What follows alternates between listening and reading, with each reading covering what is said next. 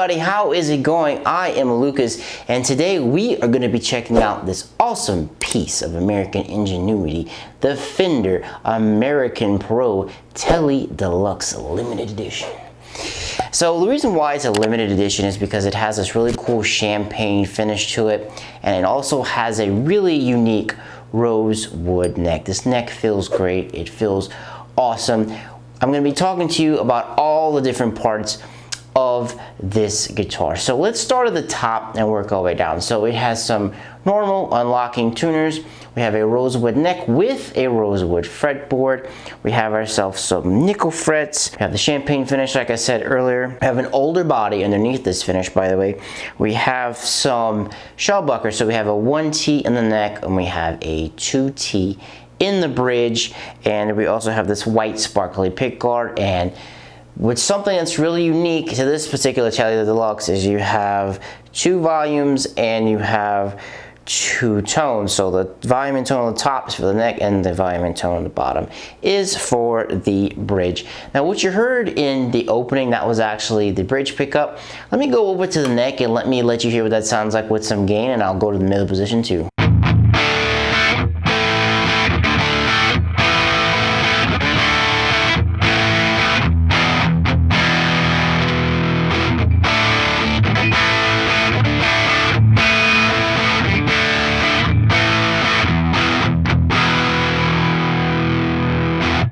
Now, something that's really cool about this, like I said before, is that, you know, when you have the 2 volume and the 2 tones, you can actually roll off a little bit of the bridge, a little bit of the neck, and you can get a really interesting sound. You can kind of cut a little bit of that bass out of the neck.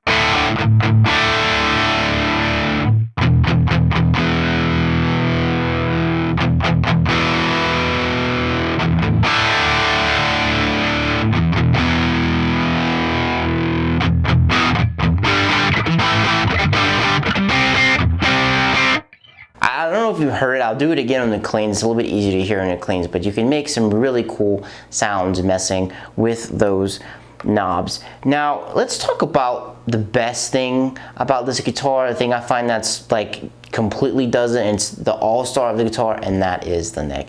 I love this neck. The rosewood on the back feels great. This is the second guitar I own with a rosewood neck. My first one was a Music Man JP6 that had a rosewood neck, and I didn't really care for it on the JP6. It was really porous and it felt kind of weird, but this neck feels so great. It's nice and slick. It is not sticky. You can roll up and down the fretboard with absolute ease, and the neck feels great. I really like the way it sounds too. The guitar just sounds really great for, you know, doing cleans and leads, and we're gonna get to those in a second, but it sounds really great, and it sounds really fantastic. So enough of me yapping. Let's actually get to ourselves to some clean tones.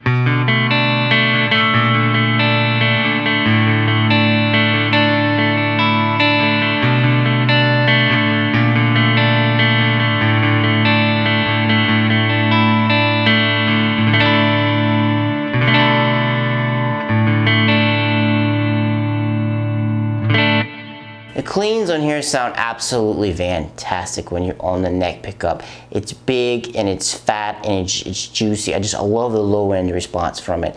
I'm going to move to the middle, and I'm going to do again what I did when we were working on the gain side of things. I'm going to show you how to dial that bass in and out in the middle position.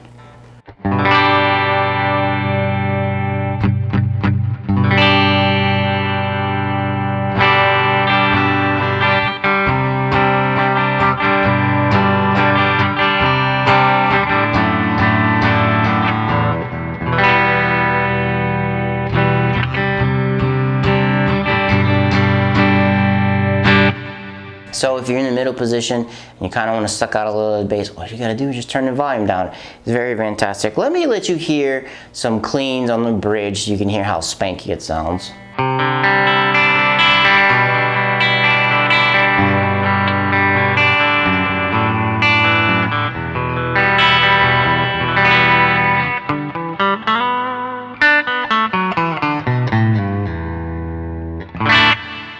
So as you can hear, the bridge is very, very spanky. It's very, very clean. Since we're on the subject of the bridge pickup, let's talk about some of the things I think Fender could have did a little bit better with this guitar. Let's start with the pickups. I love the neck pickup. It sounds great. I just wish that the bridge pickup sounded like what the middle position did. I find the bridge pickup, it loses a lot of low end, and I'm not really used to that in my bridge pickups. I just wish it had a little bit more low end to it. I do like how it's contrast and it's different than the neck. You know, it's a little bit hotter. You can get a little bit stuff out of it. I just wish there was a little bit more low end in it. I felt like they scooped it too high. I guess it's like around, I don't know, like around 150 to 200 hertz is where the low end starts, and it's just not enough low end for me in there. And I kind of talked about it earlier. See how the tuners are normal and they aren't locking tuners?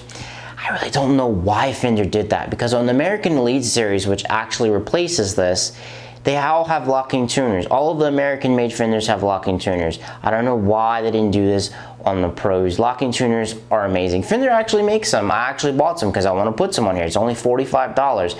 They could have put some on here. Locking tuners are great. All you do is you string it through, you lock the back, you cut it, you tune it, you're good to go. It's super fast and it's really easy to actually change the strings. I don't know why Fender didn't do that on here.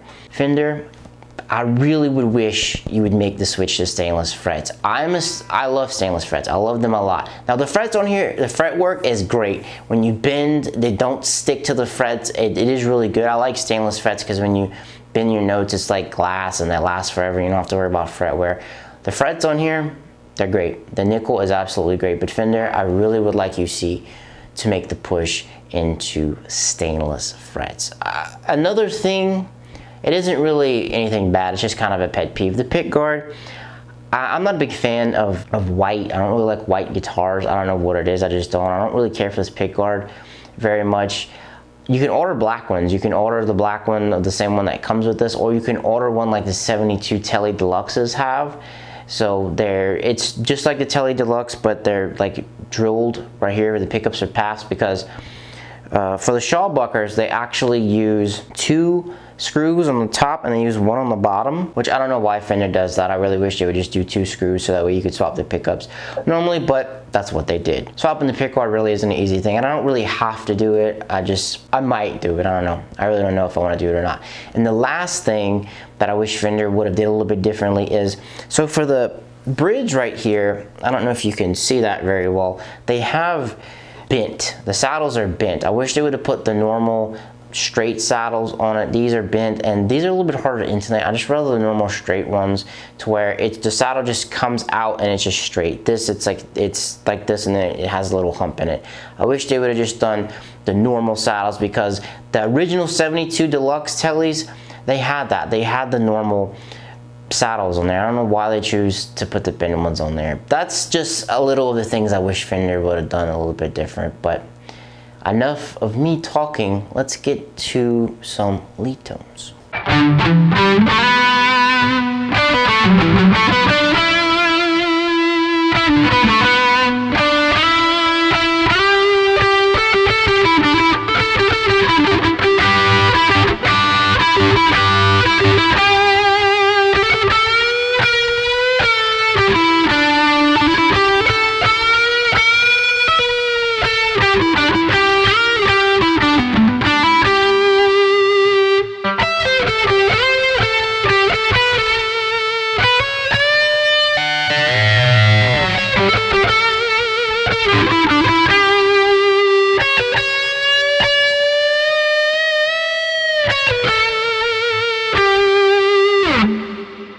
This thing is so smoking for leads. In the neck pickup, you get so much sustain. It sounds absolutely great.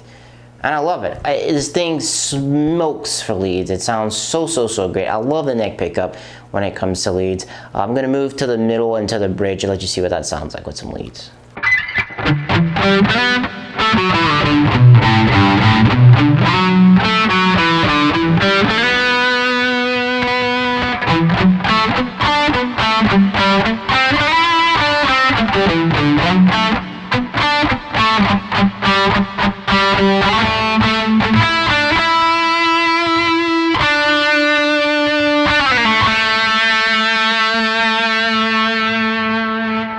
This guitar excels so much at leads. It sounds so very great. Even the bridge pickup actually sounds pretty decent when it comes for leads. All right, guys, that is gonna wrap things up for the American Pro TELE Deluxe with Shawbuckers. I like this guitar a lot. It's my first American TELE. It's really great. Quick story on how I got it. I brought my 5150, it's actually behind me right there, to get fixed. All it needed was new tubes, didn't know that at the time. My friend works at the Guitar Center. We went browsing the platinum section. I played a TELE Deluxe. I was looking for one because I kind of wanted, you know, a guitar that was like a dad guitar. I talked to my friend and he said, hey, look at some TELE Deluxes. I turned around, I saw this one on the wall, and I was like, wait, is that a rosewood neck? I was like, oh man, this is like sick. It was the only guitar in the platinum room with a rosewood neck.